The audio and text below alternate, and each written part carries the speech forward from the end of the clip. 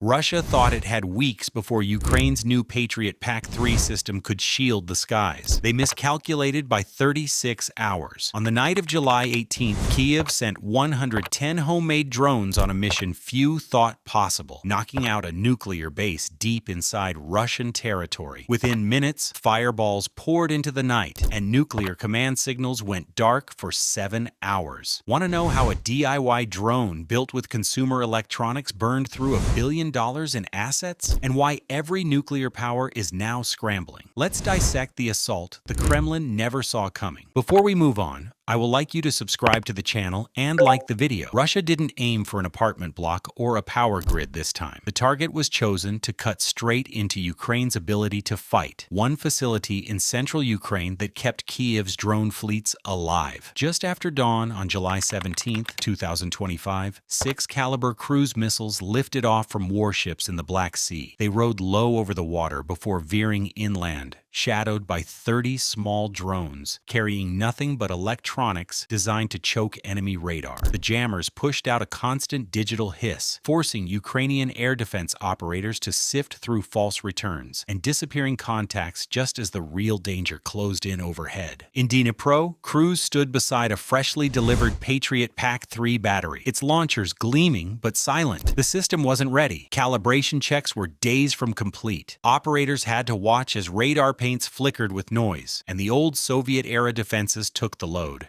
4 missiles were knocked from the sky before reaching the city's edge. 2 slipped past, streaking low between apartment towers and industrial stacks before arcing toward a squat concrete industrial block on the eastern outskirts. The first impact gutted the main assembly hall. The second plunged straight through the roof into the machinery floor. Inside, 5 engineers never made it out. The plant was one of only a handful in the country capable of turning piles of imported parts and domestically built components into combat-ready attack drones. Its output kept Ukrainian artillery units supplied with eyes and claws for deep strikes. On that morning, the partially assembled racks of drones waiting for final electronics were shredded, fragments of carbon fiber and wiring coating the yard like ash. Hours later, the first commercial satellite photos showed the precision of the hit. The superstructure above the western end of the plant was nothing but blackened skeleton. Machinery halls had caved in on themselves. Pressed steel roofing folded into ripples from the force of the blast. One side of the yard was pocked with deep cuts, where debris had slammed into the ground. From above, the site resembled a burned-out circuit board, a void where power once moved. An internal Ministry of Defense assessment put the infrastructure loss at roughly $60 million.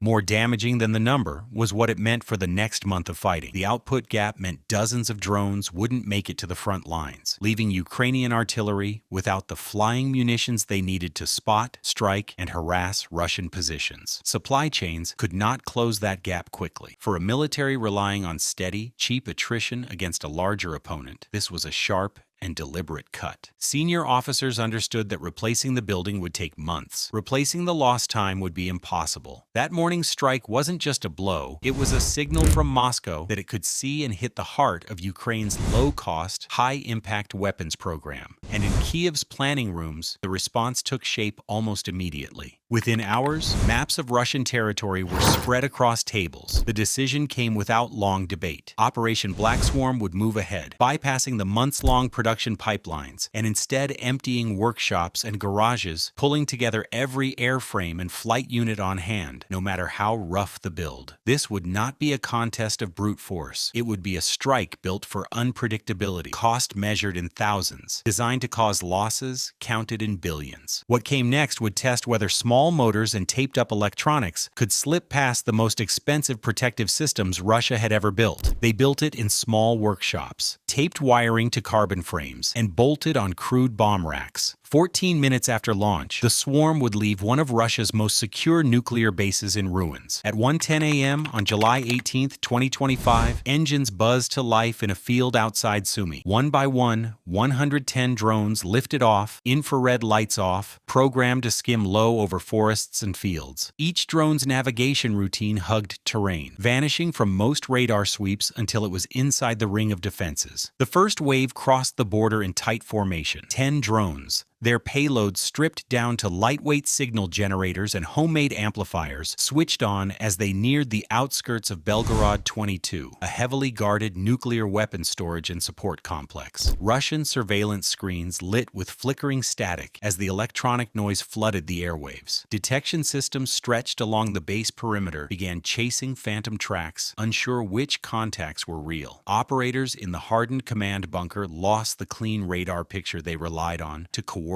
intercepts. Within that confusion, the second wave slipped closer. 30 drones each carried a single TM-62 anti-tank mine lashed to the underside. These were not aimed at buildings or bunkers. They were meant to detonate in midair the moment a defense system engaged. The first Tor M2 launcher locked on, fired, and hit its target, only to have the intercepted drone's mine explode in its face. The blast tore through the turret housing, warped the missile tubes, and blew the radar array sideways. A nearby Panzer S-1 managed to fire twice before one of the mine drones exploded just meters from its chassis, igniting fuel lines. Flames swallowed the truck before crews could escape. As those mid-air trap blasts unfolded, the third wave arrived. 70 suicide drones approached from 3 different compass points, their payload bays packed with high explosive charges. Some dove for exposed fuel tanks positioned on the east side of the base. Others targeted missile storage bays where cruise missile bodies lay in the open. Several drove downward into a hardened command and control node, punching through walls before detonating. 4 headed for the most sensitive area of all, the liquid nuclear fuel processing building. In just a minute and a half, 38 warheads found their marks. Fuel tanks erupted into orange cones of flame. A chain of detonations in the missile bays sent steel doors flying into adjacent structures. The C2 node erupted from inside, collapsing its roof, and at the south end of the complex, one explosive breach in the nuclear fuel building caused a violent reaction. Shock waves ripped outward across a 900-meter radius, shattering windows in nearby villages and throwing base personnel to the ground. Within the first estimates released inside Ukrainian intelligence, more than 240 Russian personnel were believed dead, including 12 nuclear technicians. Satellite images taken later would confirm the complete destruction of 3 strategic bombers parked on the airstrip, their skeletal remains blackened and twisted. The cost to Russia's nuclear force was pegged between $1.2 and $2 billion. Kiev's outlay for the raid, roughly $100,000 worth of improvised drones. The impact of that disparity wasn't lost on military planners studying the attack. This was more than a strike. It was a breach in the assumption that billion-dollar assets could only be threatened by billion-dollar weapons. The attack showed that a facility holding nuclear-capable assets can be disabled with hardware that costs less than the casing of a single missile warhead. That fact alone forces every military with such weapons to reconsider their defenses. If a swarm built from common parts can blind sensors, trigger explosions, and tear through hardened sites, what happens when bigger actors copy the idea? The next arms race might not be about faster jets or heavier missiles. It could be about which nation can build, launch, and coordinate the cheapest machines before its enemy even knows they're in the air.